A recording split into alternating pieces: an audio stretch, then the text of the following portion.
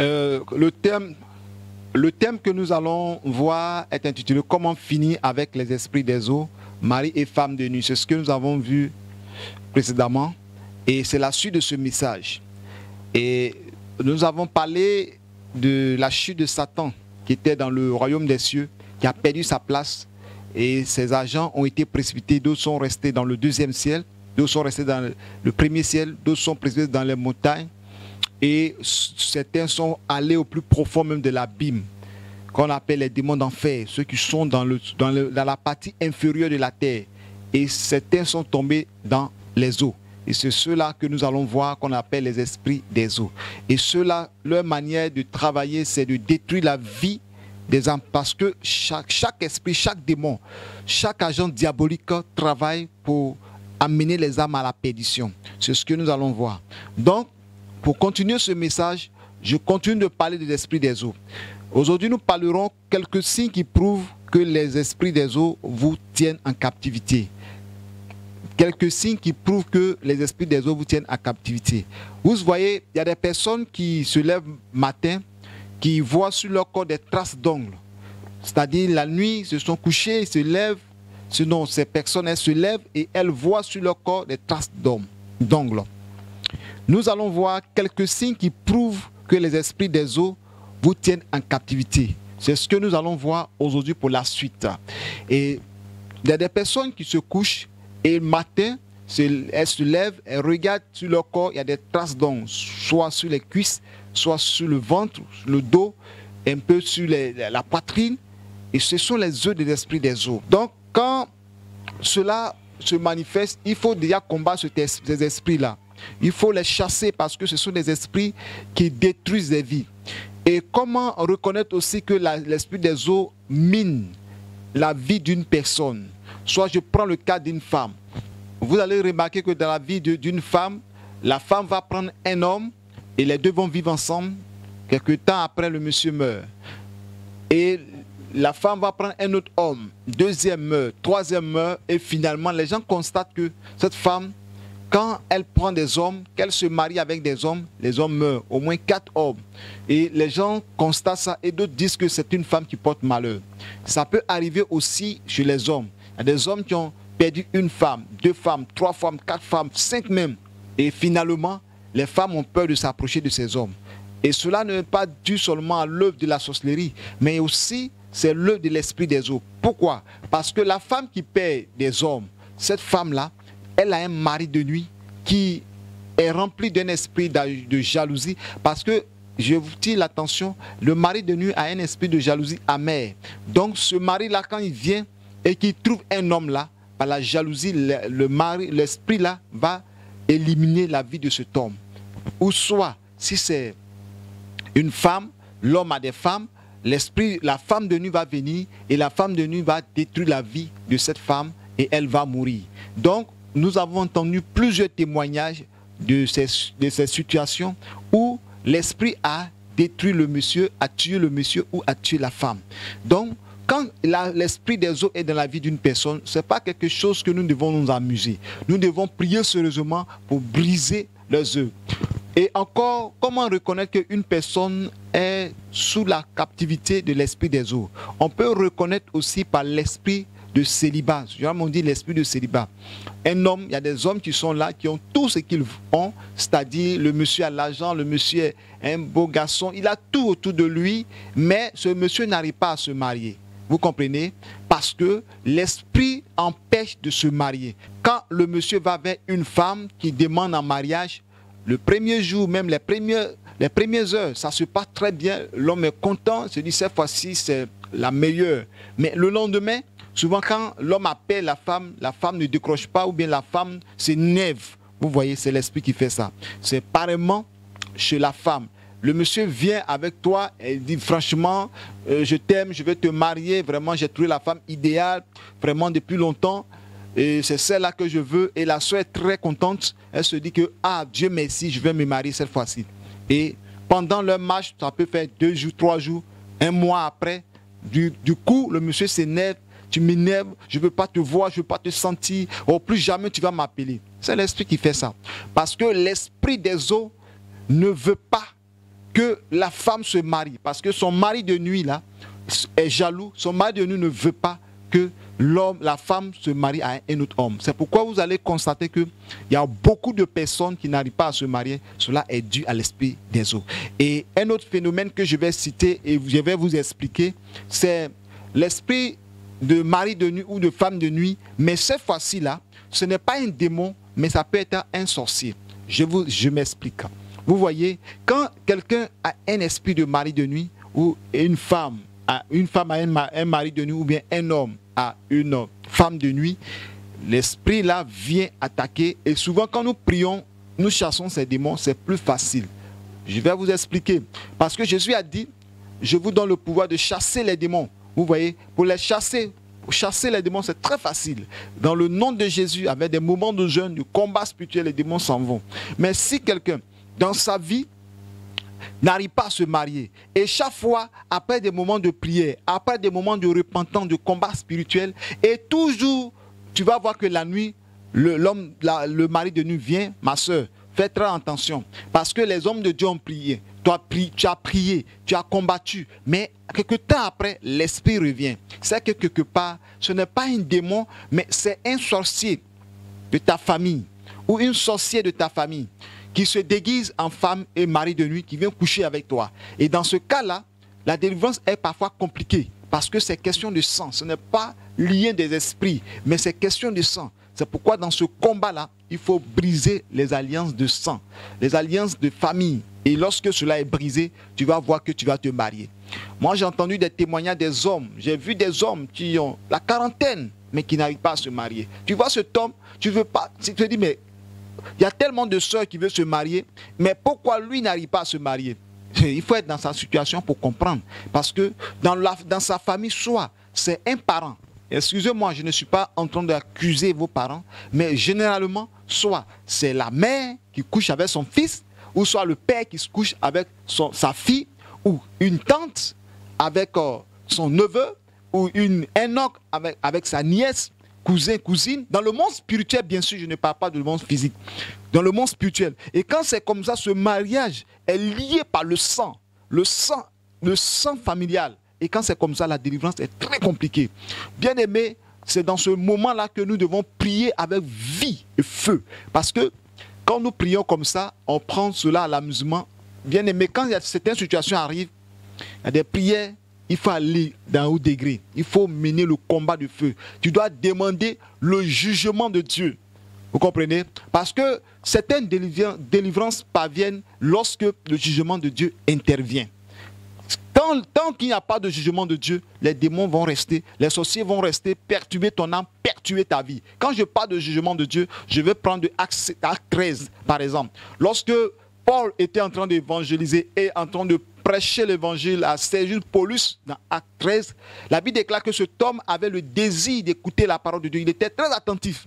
Mais il y avait un homme, Élymas, le faux prophète, Bar-Jésus, qui s'opposait à l'évangile que Paul prêchait. Et Paul s'est levé et Paul l'a jugé. Il dit, tu ne verras pas le soleil pour un temps. Dans l'instant même, il est devenu aveugle.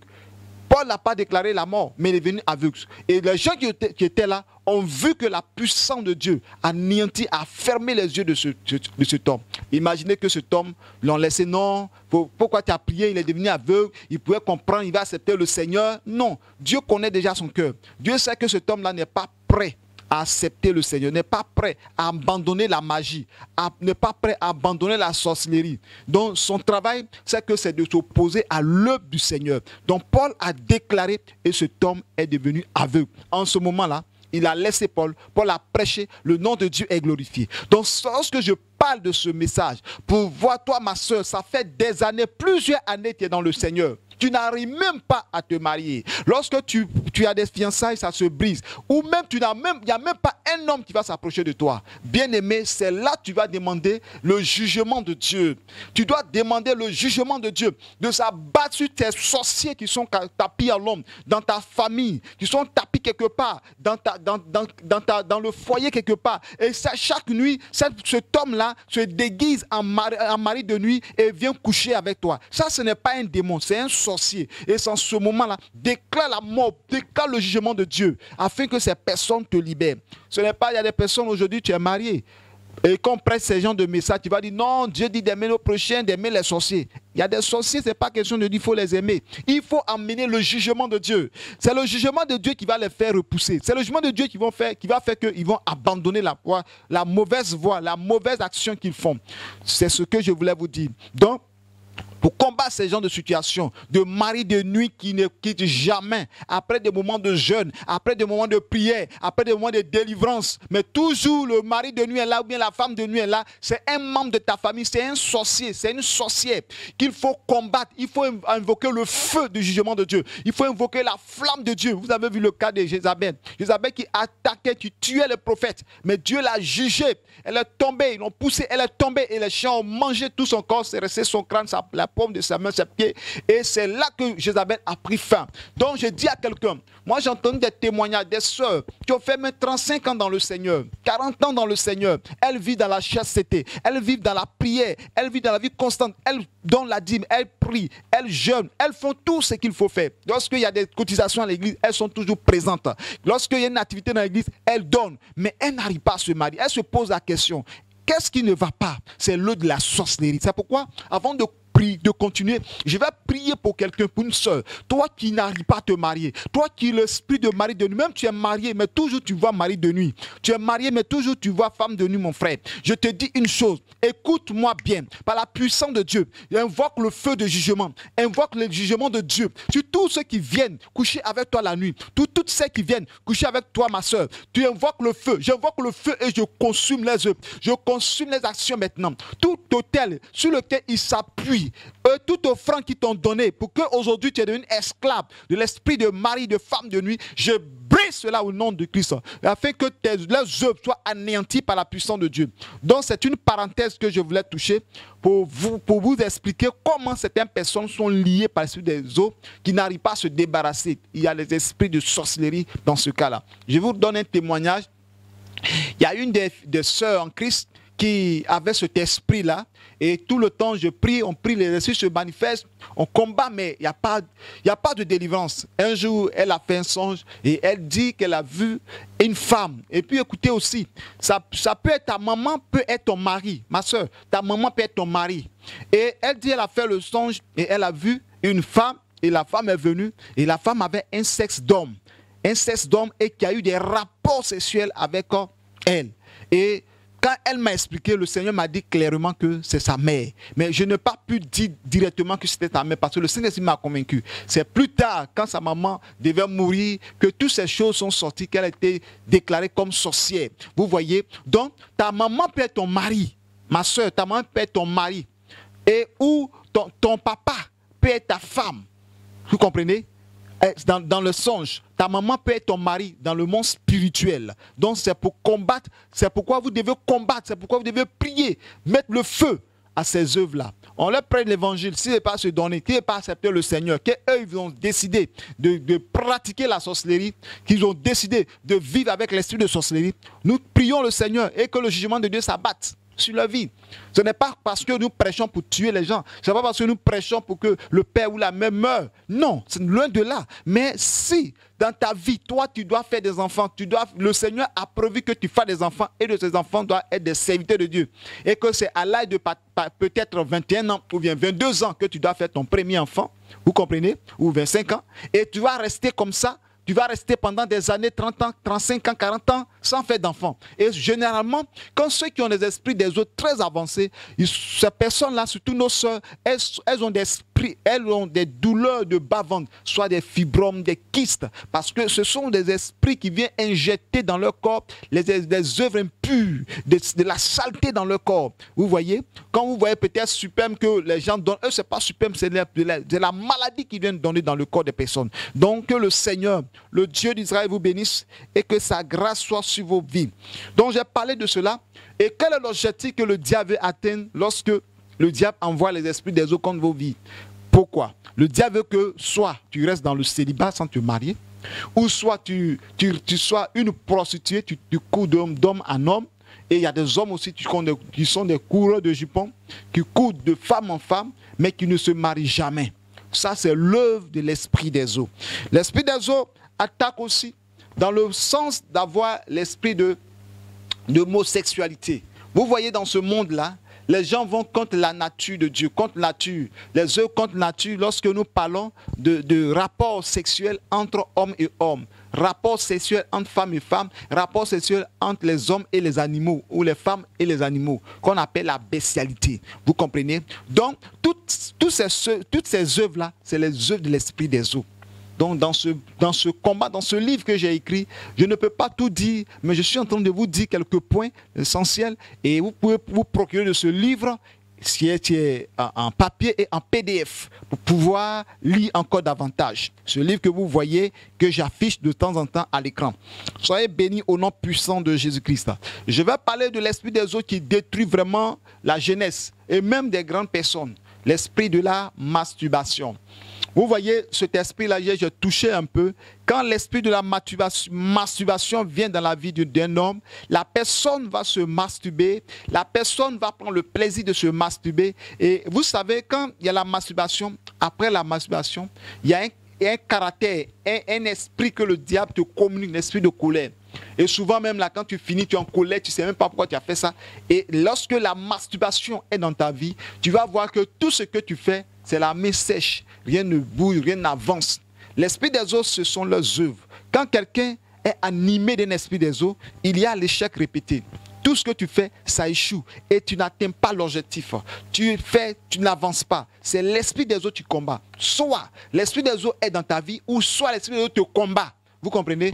Comprenez ces choses. Soit l'esprit te combat, qui n'est pas dans ta vie, mais cet esprit-là est mandaté par le monde des ténèbres pour te combattre, ou soit l'esprit vit dans ta vie pour te contrôler, pour contrôler ta vie. Que soit la position de l'esprit en toi ou à l'extérieur, que leurs œuvres soient anéanties au nom puissant de Jésus. Et que tu dois t'élever dans le jeûne, tu dois t'élever dans la prière. Pour combattre l'esprit des eaux, puisqu'il y a plusieurs points que je dois toucher, pour combattre l'esprit des eaux, il faut être un homme de prière, une femme de prière, une femme de jeûne. Et ce ne sont pas des jeûnes, tu prends 2 jours, 3 jours, tu arrêtes. Il faut que tu fasses des jeûnes secs dans la prière. Et tu invoques le feu du Saint-Esprit, de consumer tout ce qui est en toi, qui est les œuvres, les empreintes de l'esprit des eaux dans ta vie, de détruire toutes leurs portes d'entrée. Parce que quand l'esprit vient, l'esprit a une porte d'entrée. Que toutes les portes d'entrée des esprits soient fermées au nom de Jésus-Christ de Nazareth. Donc quand il y a l'esprit des eaux dans la vie d'une personne, la vie de la personne tourne en rond. J'ai croisé une personne qui a dit que dans sa famille, il y a une malédiction qu'ils ont lancée pour dire que tu ne peux pas aller au-delà de 50 000 francs comme salaire. Et d'autres aussi qui sont peut-être en euros, en Europe plutôt, peut-être ça a été limité, leur salaire limité à 200 euros. À partir de 200 euros, on ne peut plus aller au-delà de là. C'est l'œuvre de la sorcellerie. Prochainement, je parlerai de l'esprit de la sorcellerie. Comment la sorcellerie opère, comment la sorcellerie attaque les maisons, attaque les vies, comment la sorcellerie diminue. L'objectif de la sorcellerie, j'aurai le temps de vous parler de ça. Mais après, quand nous allons finir le message de l'esprit des eaux, je parlerai les œuvres de la sorcellerie.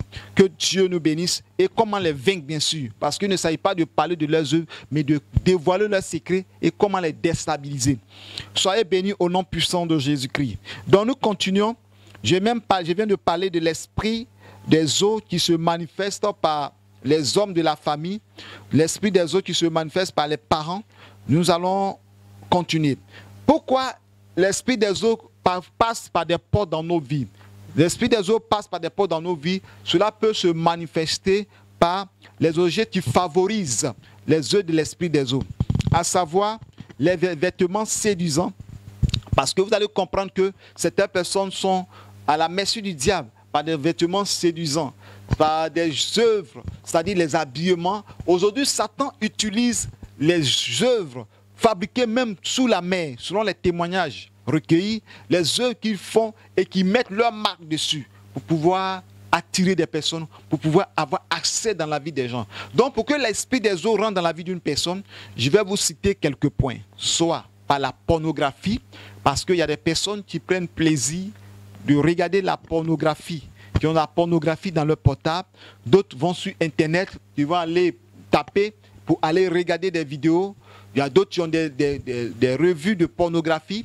D'autres ont plusieurs moyens de faire le plaisir par le sexe, Donc, Satan sait que par le sexe, il y a beaucoup de personnes, tout le monde entier, il n'y a pas quelqu'un dans ce monde entier qui va dire que non, moi je ne peux pas pratiquer le sexe. C'est quelque chose que Dieu a établi. Il y a des gens qui peuvent dire non, moi je m'abstiens de boire.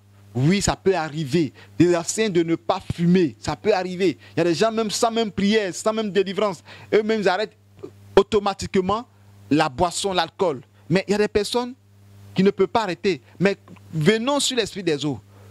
Tout le monde entier, tout le monde, tout ce que Dieu a créé, chacun doit passer par le sexe. Donc Satan sait que puisque l'homme doit passer par le sexe, parce que Dieu a dit que l'homme quittera son père et sa mère et s'attachera à sa femme et les deux deviennent une seule chair. C'est là l'esprit va venir par là, par cette bénédiction que Dieu a donnée à l'homme. Parce que le sexe, c'est une bénédiction que Dieu a donnée à l'homme. À l'homme de prendre plaisir. Mais Satan va venir détruire cela en amenant des choses comme nature, comme l'impudicité. Parce que Dieu dit de pratiquer le sexe après le mariage. Donc l'impudicité va venir, l'esprit des eaux va rentrer par là. Il y a la pornographie, l'esprit des eaux va rentrer par là. Les images impures, l'esprit des eaux va rentrer par là. Et c'est pourquoi aussi dans les églises, dans nos maisons, dans les endroits, nous ne devons pas habituer nos enfants à s'habiller avec des habits dépravés, avec des mini-jupes, avec des pantalons, parce que le sexe, le diable plutôt passe par là pour ouvrir les portes d'esprit des eaux dans la vie des gens. Donc bien aimés, nous continuons. Nous allons lire ça dans le livre de 1 Timothée, chapitre 2. 1 Timothée, chapitre 2, je lis. Je veux aussi que les femmes, vêtues d'une manière décente, avec pudeur et modestie, ne se séparent ni de tresse, ni d'or, ni perles, ni d'habits somptueux. 1 Timothée 2, verset 9. Vous comprenez? Donc Paul savait que ces habits, ces vêtements séduisants, les tresses, avec des perles, avec des mèches, avec tous ces habits, des bijoux, toutes ces choses-là, Paul dit que les femmes ne se parent pas avec toutes ces choses-là, parce que le diable passe par là pour séduire. Vous comprenez? Il y a des personnes, pendant la délivrance, leur délivrance a été opérée lorsque ils ont enlevé les mèches sur leur tête. Il y a des sœurs comme ça, il faut enlever les mèches pour que la délivrance soit totale. Il y a des sœurs, pendant la délivrance, il faut couper les perles qui sont à la hanche. Parce que l'esprit reste dans les perles. Il faut enlever tout ce qui est séduisant pour que la personne soit délivrée. Donc, Paul savait ces choses-là, ces choses à venir. C'est pourquoi Paul disait que je veux que aussi les femmes vêtues d'une manière décente, c'est-à-dire des longues robes qui descendent. Vous comprenez? Avec pudeur, c'est-à-dire avec respect, avec piété et modestie. Et ne se pas ni de tresses, ni d'or, ni de perles, ni d'habits somptueux. Donc à l'époque, au temps de Paul, les femmes s'habillaient et dans leurs cheveux plutôt, avec les tresses, il y avait de l'or, il y avait des perles. Et tout ça pendant le culte, ça fait des lumières, ça fait des bruits, en tout cas, ça étouffait le culte. Et encore, c'est ce que les prostituées portaient pour séduire les hommes. Donc, les gens qui sont convertis aussi portaient ces choses-là. C'est pourquoi si tu portes ces mèches, ce sont les œuvres de la prostitution. Tu dois enlever ça, ma soeur. Parce que plusieurs témoignages nous sont parvenus parce que le diable utilise les mèches pour détruire des vies, les mèches pour posséder des personnes. Que le Seigneur nous bénisse. Et je vais toucher encore un peu les mèches. Vous allez voir qu'il y a des gens qui utilisent des mèches naturelles, les mèches des hommes, des femmes. Mais la plupart, ce sont les mèches des morts. Il y a des personnes qui sont mortes et en Inde, on coupe les cheveux et les gens viennent et ils vendent ça très cher. Et encore aussi, il y a des cérémonies, des rituels de sacrifice et que les gens font en Inde. Et ils s'en vont offrir leurs cheveux à leur Dieu.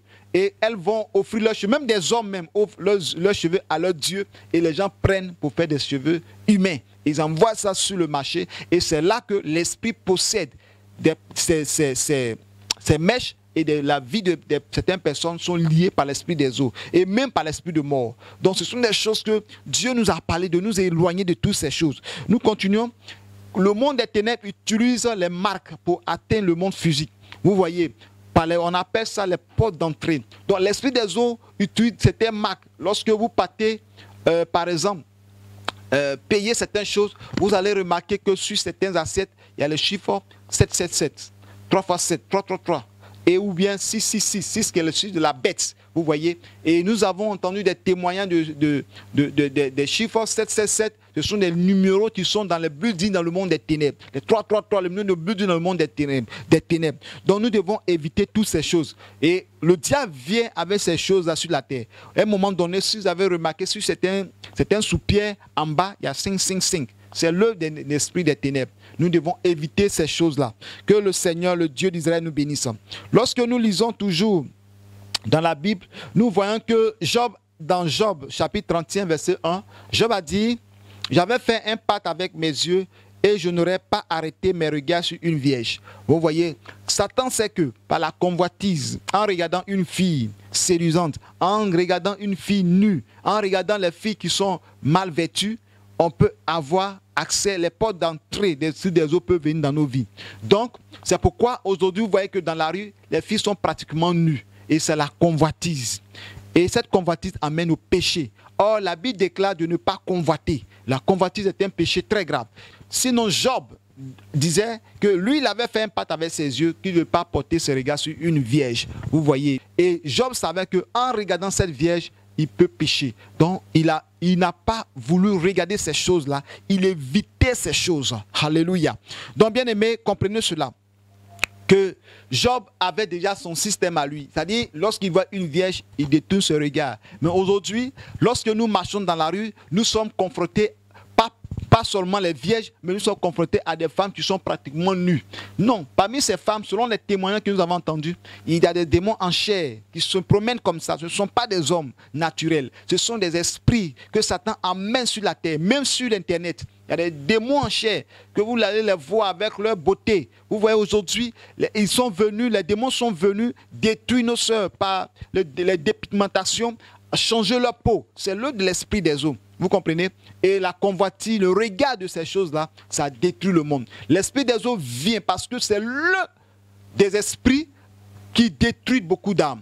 C'est l'un des esprits comme l'esprit Wata, l'esprit qu'on appelle l'esprit de Mami Wata ou la reine de la côte. Cet esprit-là amène plusieurs âmes à l'enfer. Il y a d'autres esprits qui amènent des âmes à l'enfer. Mais lorsque nous allons regarder dans le monde, plusieurs personnes qui meurent, combien de personnes sont mariées?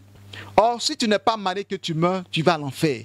Vous comprenez? Ça, c'est l'œuvre de l'esprit des eaux. Donc, Satan vraiment met beaucoup investit beaucoup sur le sexe. Comment détruire la jeunesse? Comment détruire les vieux? Maintenant, quand tu vas te marier, il envoie des convoitises, il va envoyer des palades dans ton foyer pour ne plus que tu aies plus d'envie avec ta femme. Et qu'est-ce qu'il va faire? Il va pousser les hommes maintenant à aller au dehors, ou les femmes à aller au dehors. Quelqu'un qui est marié, la soeur est mariée, elle va commettre maintenant l'adultère. L'homme va commettre l'adultère. Et généralement, quand vous regardez, sur 100 personnes qui meurent, et 95 ou 99% qui vont à l'enfer, la plupart, vous allez voir qu'il y a le péché du sexe dedans. Le péché du sexe, il y a la convoitise, il y a la masturbation, il y a l'impudicité, il y a l'adultère, et il y a l'homosexualité, de tout ce qui est des dépravations sexuelles. Regardez très bien. La plupart des jeunes qui meurent, même qui n'ont pas accepté le Seigneur, au moins, ils vivent dans l'impudicité. Ils vont en partir à l'enfer. C'est-à-dire, si Dieu tolérait tous les péchés et qu'on dit, bon, le seul péché qu'on peut trouver dans ta vie, tu vas partir à l'enfer. Si ça n'est pas dans ta vie, tu seras sauvé. L'impudicité, vous allez voir que plusieurs jeunes qui meurent vont partir à l'enfer. Plusieurs parce que beaucoup ne sont pas mariés et qui se masturbent. C'est l'œuvre de l'esprit des eaux. Donc l'esprit des eaux, c'est un esprit vraiment qui travaille beaucoup. Mais je n'ai pas dit que Dieu va prendre certains péchés, éliminer certains péchés et il va dire bon, il va faire faveur à d'autres péchés. Non, c'est un exemple que je voulais donner. La Bible déclare que le salaire du péché, c'est la mort. Et le don gratuit de Dieu, c'est la vie éternelle en Jésus-Christ. Donc il n'y a pas un seul péché dans la vie d'une personne qui peut l'emmener, le Seigneur va dire bon, comme il y a un seul péché, ça va au ciel. Non, que soit le péché que tu portes, le péché va t'emmener à l'enfer. C'est pourquoi Jésus est venu pour nous justifier par son sang. Donc bien aimé, ce message que tu comprends et tu écoutes, tu dois prendre ça au sérieux.